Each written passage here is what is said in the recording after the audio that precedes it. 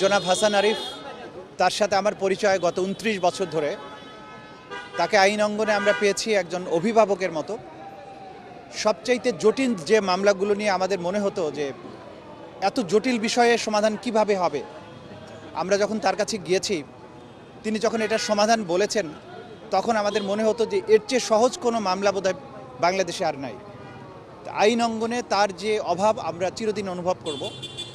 আর নতুন বাংলাদেশ গড়ার সময়ে তিনি রাষ্ট্রের এই সরকারের উপদেষ্টার দায়িত্ব নিয়ে যেভাবে কাজ শুরু করেছিলেন, সর্বশেষ কয়েকদিন আগেও একজন সাবেক প্রধান বিচারপতির ইন্তেকালের পরে জানাজা শেষে আমার কাঁধে হাত রেখে প্রায় 15 মিনিট ধরে তিনি কথা বলছিলেন দেশের বিভিন্ন বিষয় নিয়ে।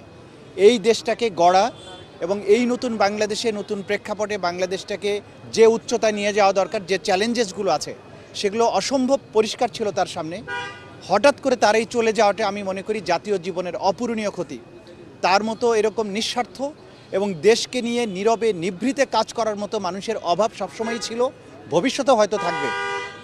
জনাব হাসান আরিফ বাংলাদেশের আইন অঙ্গনে এবং বাংলাদেশের রাজনীতির ইতিহাসে এবং নতুন বাংলাদেশ গড়ার ক্ষেত্রে তার যে অবিস্মরণীয় ভূমিকা ছিল, প্রত্যেকটা মানুষ এটা মনে রাখবেন এবং তার অভাবটা আমরা সবসময় অনুভব করতে থাকব।